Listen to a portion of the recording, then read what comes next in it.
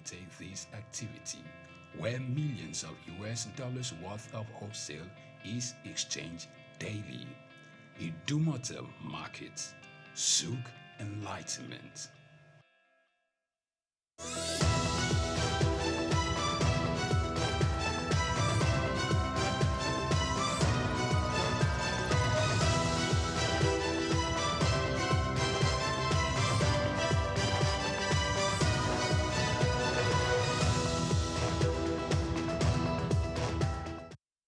Welcome back. Many thanks for joining us on the program. We are talking about China-Africa ties. Is it for strategic partnership, or is it for investment purposes, or is it predatory lending? So a few details that we want you to know. Under strategic partnership, China's presence in Africa is often described as a win-win strategic partnership rooted in the principles of non-interference, mutual benefit, and infrastructure diplomacy. The Forum on China-Africa Cooperation is the cornerstone on which this engagement is settled. Since its launch in 2000, it has served as a platform for defining long-term strategies and military and security cooperation. They are also deepening this relationship. China has a military base in Djibouti. That's its first overseas military base, reflecting a strategic maritime interest in the Red Sea and the Gulf of Aden. So is it an investment and development project? Let's take a look at this. China's investment spans infrastructure, energy, mining, telecommunication, and agriculture and technology. Some major examples include Ethiopia, which is the Addis Ababa Djibouti Railway.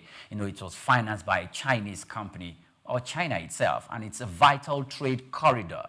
In Nigeria, China firms constructed the Abuja-Kaduna Railway, Lagos-Ibadan Railway, and parts of the airport terminals. In Kenya, the Standard Gauge Railway from Mombasa to Nairobi is financed by Chinese loans worth $3 billion.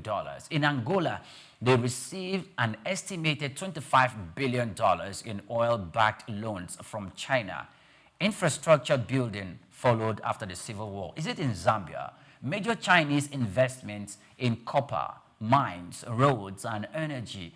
The allegations have emerged of Zambia risking control over state assets like power company ZESCO due to the debt defaults. South Africa, a BRICS partner, China has invested in industrial zones and telecommunications through firms like Huawei. Sudan and South Sudan, China National Petroleum Corporation is heavily involved in oil extraction and pipelines. Now let's go to debt trap. Or is it a predatory lending narrative? That's just a question. Now, critics argue that China's concessional loans from, comes with strings attached, often lacking transparency and leading to debt distress.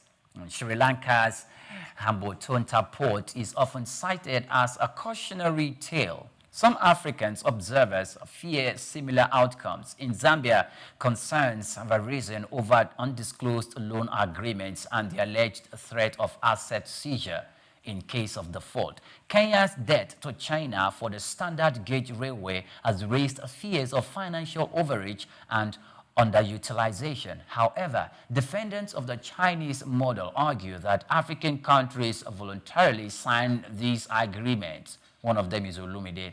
So many Western institutions failed to invest at the scale of the speed that China did of the much debt and the concessional and often restructured when needed. Intelligent questions need to be asked in this. Now you can see China's footprint all over Africa. Yes. But you see, there's this question like, China, are they going into this for, altruistic purposes, or they stand to exploit these countries because they feel, if you look at Africa very well, African countries are indebted to the World Bank, they're indebted to the IMF, and they are indebted indebted to other multilateral organizations, including the African Development Bank and including commercial banks within the country.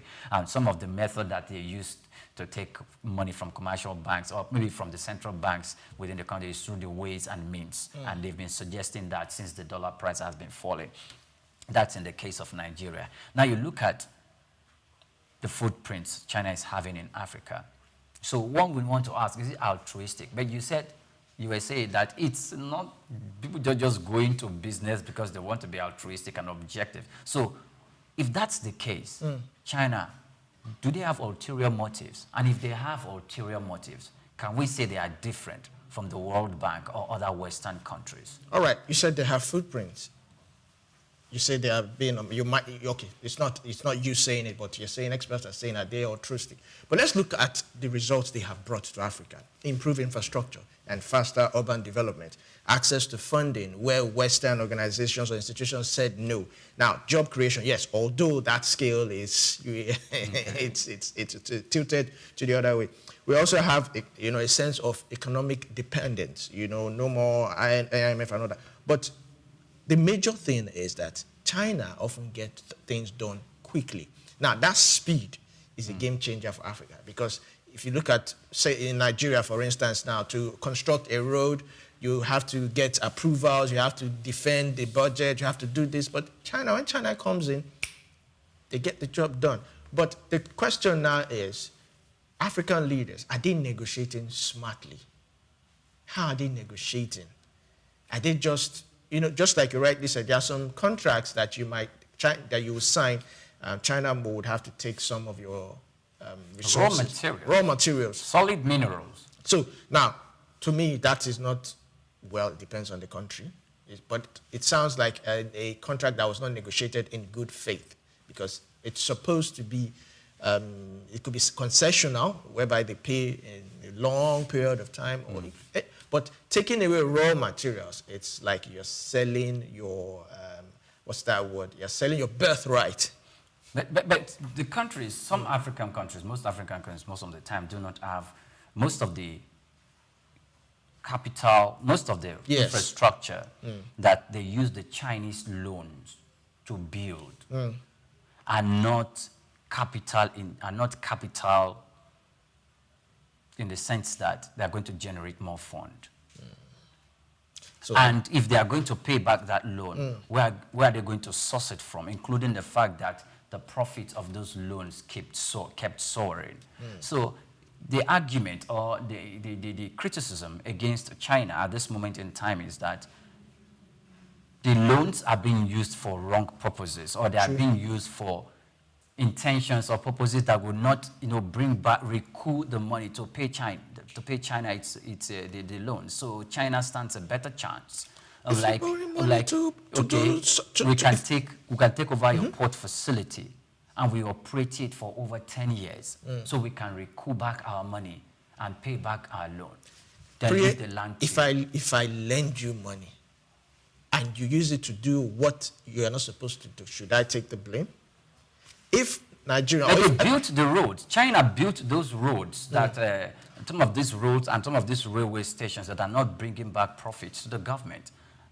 So, should China get blamed for that? If Nigeria says, oh, we're going to acquire a certain loan and we're going to use it to build certain infrastructures that are supposed to generate income or profit back to the government, and it does not, should China take the blame? They have given you that loan. They have done every other thing. You have signed the contract. Yes, they say the devil is in the details. Most contracts, there are loopholes which will favor the person who is actually lending you the money and all that. But that's another story for another day. But should China be blamed for that? They have brought in infrastructure. They have done so many things in Africa, even though I still say Africans can actually do it. But maybe they don't have the technological know-how, the education, the resources, the right resources or manpower to get those things done. And Chinese come and do it faster. They do it faster than the country would actually do it. Should they get blamed for that? Yes, there are some bureaucracies, there are some political innuendos and all that involved in that. But it all depends on bilateral relations. And, that is why they were able to seize our airline in their country and all that. Now, you wonder, if we had good... Okay, let's take for example. Do you think Chinese would have actually seized a U.S. plane? Well, if push comes to shove, they might, but at the moment it looks like lots of countries are giving planes to the United States. Even if they are going to do that, it means they are ready for whatever consequences, whatever retaliatory measures the U.S. will bring. But I don't think they will even get to that. They won't. I don't think they want So to why Africans? shoulders. Why is it happening in Africa? Okay, so are we actually negotiating right? Do we have strong bilateral relationships? Are we actually... It's a whole lot. If it's strictly and basically business, then we also have to treat some Chinese officials and some Chinese companies whenever they come to Nigeria or they go to any other African country and they abuse the laws of the land. And the reason why I'm saying that is sometimes these loans are given by China to African countries or to Nigeria, and they're getting paid back in raw materials, in crude oil. Yes. In Djibouti, China already has a military base there, and they are building a strong navy. And they are going to, and that's their first external and overseas military base. Recently, China was talking apologized to Nigeria for the way they prevented our athletes for coming over and all of that, and that they are not, it is not in bad faith. It is because it was as a result of the tensions, the trade war between China and the United States. However, you have denied Nigerians, not just only denying that, they're also saying that they are going to support Nigeria when it comes to agriculture and when it comes to the Nigerian military in tackling insecurity in the country, that they are going to offer a collaborative effort and support in terms of training and all of that. I'm sure that some other agreement or conditions will be on the table. Definitely. But if I know Nigeria is wise, if we did not allow the United States to come and establish their boots on the ground of Africa, in the ground of Nigeria and our soil, I don't think we want to defer to China to doing that. However, when we have promises come in form of military training to be able to overcome the banditry and the terrorism menace that we're facing in the country. But the U.S. offered at a point, I think it was during former President Muhammadu Buhari, the U.S. offered military support. I don't know how that deal went. But, well, continue. All right. So we're going to break briefly, and this time we'll bring you Cashcraft. When we come back from Cashcraft, we'll have someone, the third person, joining us on the conversation this morning. To stay with us.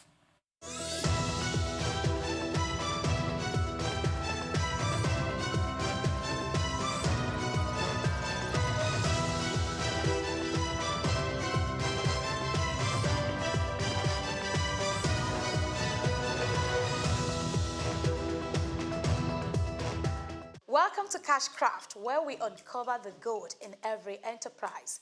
Today, we explore a buzzing opportunity that is sweet, sustainable, and seriously profitable: beekeeping and honey production. Nigeria's honey demand is rising, but supply still falls short, creating a lucrative gap in the market.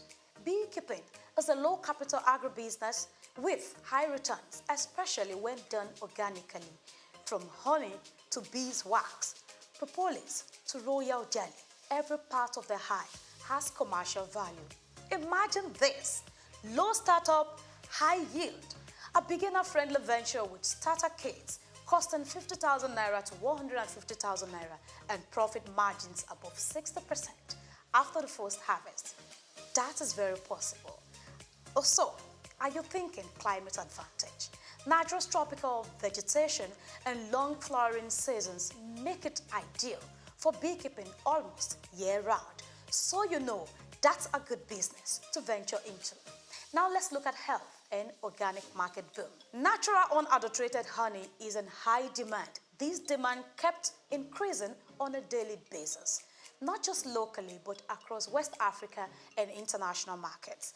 And it is used for different purposes, from health to skincare, culinary, and more. You may need further research, professional advice to understand exactly what I am talking about. Now, value chain potential. Processing and packaging honey. producing beeswax candles, selling hives, or even offering training is the way to go. Do not miss out. Just so you know, this is a climate-smart, gender-inclusive business that doesn't require owning a land or intensive labor. Here is how to take advantage. Start small with training and support. Enroll in the basic beekeeping course. Many NGOs, agricultural institutions, and cooperatives offer short-term hands-on training. Join a cooperative to access shared equipment, farmland, and easier entry into the market. Invest in starter kits. Begin with 1 or 2 hives. Starter kits typically include protective gears, a smoker, hive tools, and a bee colony. All you need to get started. Explore the full value chain. Process and bottle raw honey for local or boutique markets. Create value-added products such as beeswax candles, lip balm, soap, and natural polish. Build and sell beehives or rent them to farms for pollination services. Offer training and mentorship as your experience grows. Target empowerment opportunities. That's very key. Many donor-funded projects now support climate-smart, land-light ventures like beekeeping, making it ideal for women and youth with limited capital but strong entrepreneurial drive. From the wild to the wallet, beekeeping is more than a craft. It's a golden opportunity. With the right training and tools, you can turn nature's sweetest gift into your next source of steady income. And you know what? You don't need to think twice. If you want to go into it, take that decision now and get started. I am Grace Komalafe, and this is Cashcraft. I'll see you again some other time. Bye.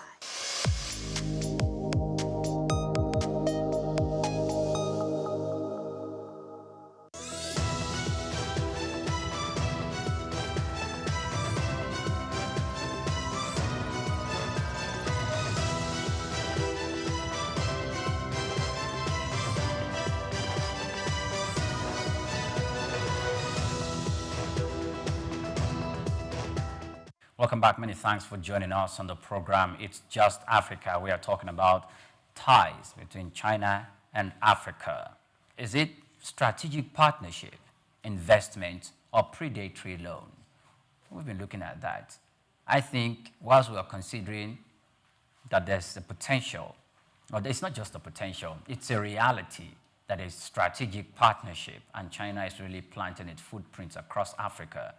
We also believe that this fosters investment between both Africa and China.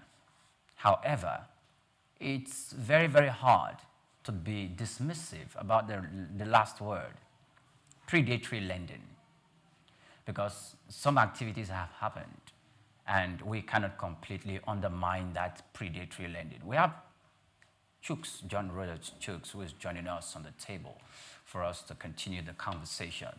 Chooks, strategic partnership, investment, or predatory loan, predatory lending? Or do we say all of them are actively involved? All these. Okay, good morning. Good morning. Good morning, Olumide. And to everyone out there, good morning and welcome to another beautiful time on Just Africa. China is just like a farmer. You go to the farm to plant your crop and you hope to harvest. So in turn, what do? You try and make the soil fertile. Put in some fertilizer, till it, weed it. Proverbs, too many proverbs. Speaking plain terms. That's what we have. Now it now depends on, for countries, when nations go for, be it business, be it diplomatic, be it whatever form of relationship, personal interest comes first. It now depends on the other side. Are we putting country first, or we are putting personal interests of individuals, not nations first? This is where we get to see a lot of issues come up when it comes to China investment or loans. China is Africa's biggest trade partner, 16 years on a row. 16 years. 16 good years. That's a very short period of time to plant your footprint in a continent the way they did. And they didn't come, they came with full force. They saw the opportunity and they came. Now, let's go back. Africa is just like someone who saw a snake in the night and had to run. Anytime you see even a rope, you think it's a snake. That's where we are right now. We have been dealt the bad side of investment and looting from before colonialism and those who went into partnership after colonialism. So let's not call the West. But you understand where we are going to. Yes. So right now, for most other business or investment or people that come to collaborate with us, our mind go back to our first husband. How did they treat us? China has come into Africa and several countries have benefited. Several countries are not well off because of the investments in China, because of the loans they took from China. But that is their issue, not China's issue. All right. Let's start from there. Thank you very much. Critics have accused China of debt trap diplomacy. Do you believe African countries have been strategically disadvantaged in these deals? Now, for our first husbands had that as a plan. And they came out directly to execute that, which they are still doing, still ongoing. Now, when you see an opportunity, you go for it. Okay, let's put this in figures. Top 5 destination of Chinese foreign direct investments. You have South Africa, you have Niger Republic, that is our neighbor here. You have Angola, you have Morocco, you have Congo. Now, what do these people have in common? Solid minerals. So China needs factories to run. They need power for those factories. They need other minerals to produce, and they see these people have it. So they go and invest there. This is now direct investment, not loans. Now, if you see that, okay, we need money for development and we can get it from China, how do you negotiate? This is where the issue is from. You that is collecting the money, how are you negotiating on behalf of your own people? And China has this policy. For most loans they are giving you, it comes with building. It comes with construction. If they are giving you a loan for, let's say, a rail, across Africa, you get to see that majorly they build those particular infrastructure. That's why you see a lot of the infrastructure being built now in Africa, kudos, thanks to China, but most of them are on loan basis. Some they build for free, waiting that tomorrow they will do business that will pay for those particular loans. So who is negotiating these loans on behalf of their nations in Africa? These are the people we should hold responsible. Okay, so one other aspect that we should be looking at, China being a very, very wise, well, I'll call them experienced country when it comes to business and international trade, including geopolitics.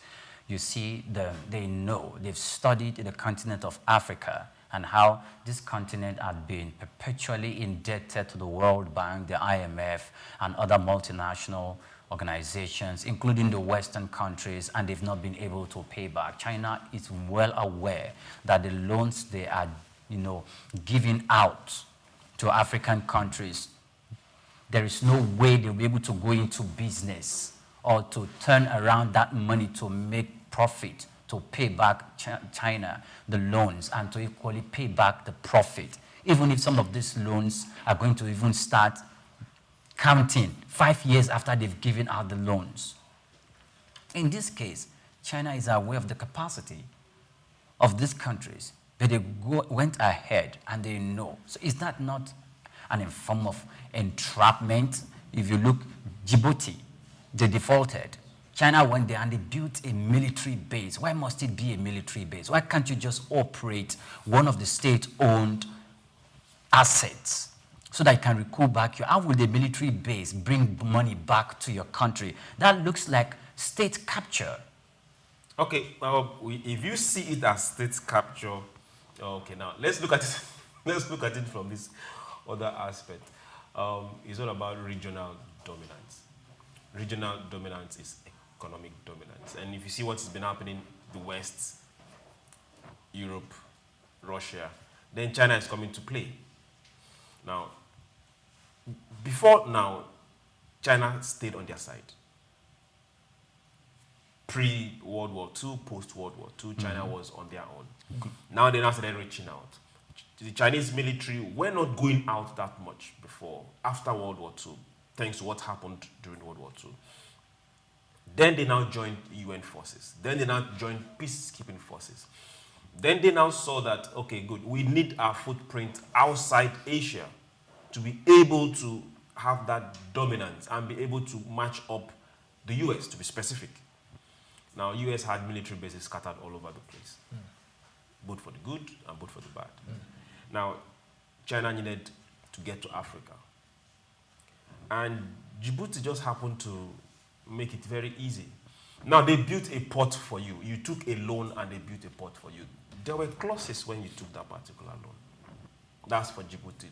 Well, they also had their intention, we need to go out. Okay, good and fine. Djibouti gave them that opportunity. Yes, okay, over a period of time, we will recoup our money. It's still your port, but we'll get to operate it. But you are just talking about the Djibouti port. There are well over 231 ports, commercial ports, built by China in Africa. That's a third of African commercial ports. China has a footprint in them. So being here in Nigeria, not far from us here. So they know exactly what they're doing. It's business, but now for you that is negotiating, what are you negotiating? Okay, so I think it's beyond business. And those who are signing the contract, those who are, making the contract are very much well aware. It depends on the strategic, if it is the nation's interest from the continent of Africa, the question is it on behalf of the nation's interest that the African leaders are pending their signature to those agreements? Or is it just, let me just do it, spend my 8 years or whatever time I have in office and just get out? It's going to be someone else's business to take care of. Because some of the governments in Africa that goes to collect loans, they knew very well the maximum time they have as democratically elected presidents in those countries is 8 years. And they know that they cannot pay back that loan in the next 15, 20, 25 years. And they take those loans, and there are no plans. There's no strategy, there's no objective in place to really invest those loans to recoup back money to pay back China or to pay back their debtors. And China has come to the place where we feel, it's none of our business. You take care of your problem.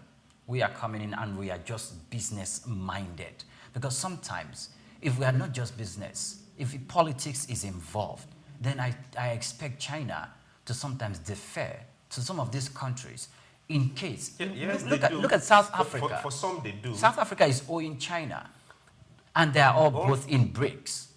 So it doesn't. Because you plant and they know in the concept of balance of power, some of these countries that they are owing can reach out to the arch rivals of China. Okay, China, and through which they can pay back the Chinese loan and be indebted to that country. And do you know what China will lose? Yes, if Djibouti... Right now, you're speaking like a big brother that is an African. No, of course. Let's assume we know how much Nigeria is owing. Kenya is owing. South Africa is owing. Mm-hmm. This is not the concept of balance of power. It looks like they've grabbed us at the jugular. So what are we going to do? It is easy to get Chinese footprint out of Africa. Because they will go to the United States and go to other and say, okay, look, pay back the loan, we'll be indebted to you. China is going to lose a relationship. China is going to lose political allies in Africa. Okay. And China is going to lose strong allies that is going to remove their footprint. And in that particular case, they will be losing. Look at it from this angle. Very big, more than money. Look at it from this angle. You can point to Chinese loans in Africa. You can just turn and say, okay, that is Chinese loan. Okay. Lagos-Ibadan Expressway. This is Chinese. I don't know if you understand. This is Chinese loan.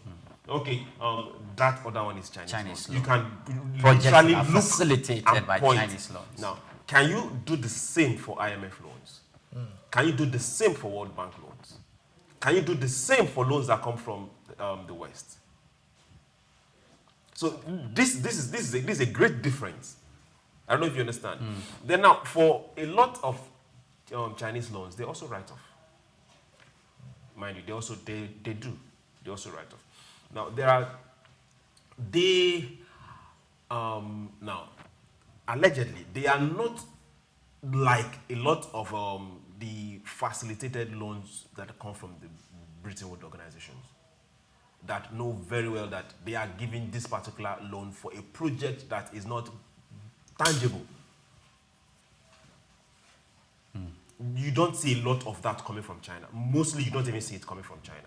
They don't do that. Now, they are not just there for giving you loans. They are here to trade. A lot of the loans they give, a lot of the construction of infrastructure they build, they are building with something in mind. Okay. What is it called? The Silk Road Initiative.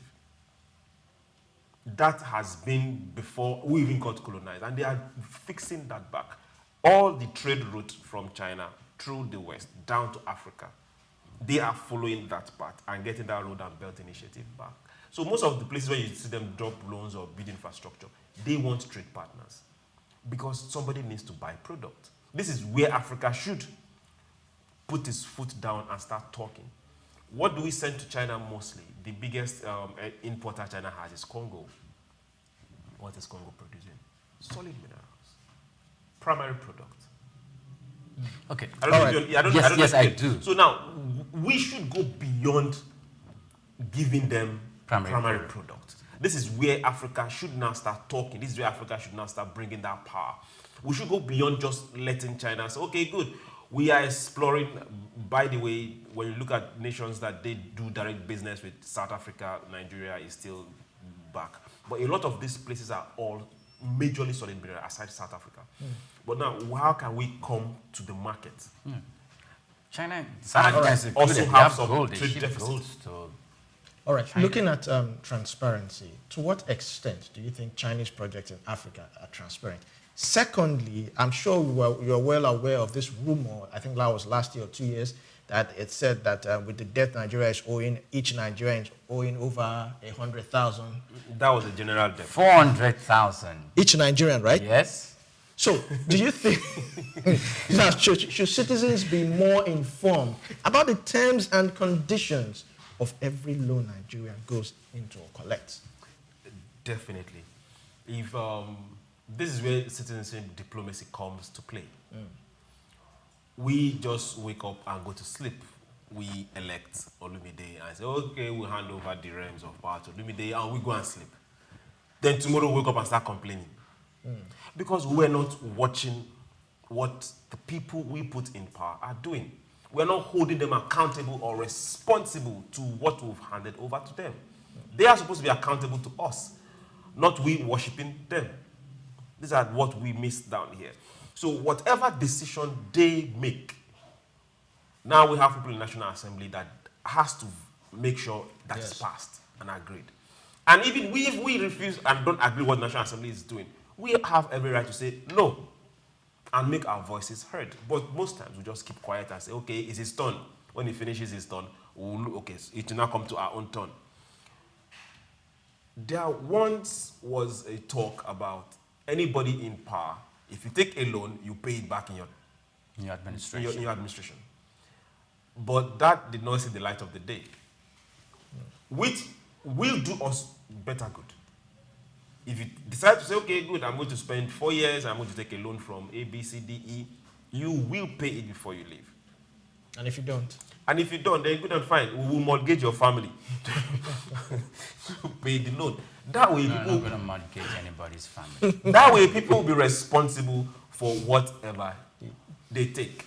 And also, before you take loans, just like you have your budget, the president read the budget. He told us, okay, we are expecting this percentage from oil, we're expecting this from internally generated revenue. Then to offset this, we are going to go borrowing for this. Now we know within ourselves, okay, to complete this, we are borrowing this. This is how it should be. And that should trickle not just from the president. Loans are tied to projects. Yes, that should trickle down to every single budget pronouncement and spending of government. Everyone should know. All right, thank you. And I think you struck the chord there. We're borrowing, and the money that we are getting is project specific. Every project or every borrowing, every loan is tied to a project. And we must have institutional oversight functions performed effectively to make sure that not just only budget performance, but loans perform to their optimum so that we can get value for our money. Somebody told me once I was still in the university that just keep watching. China will soon be producing gari, the cassava flour, for us in Nigeria if we're not careful. Well, I pray we will not get to that point. This is where we draw the curtain in Just Africa. My name is Oyinpriye Krumale. Many thanks for watching. And I am Olumide Shokoya. Enjoy the rest of your day.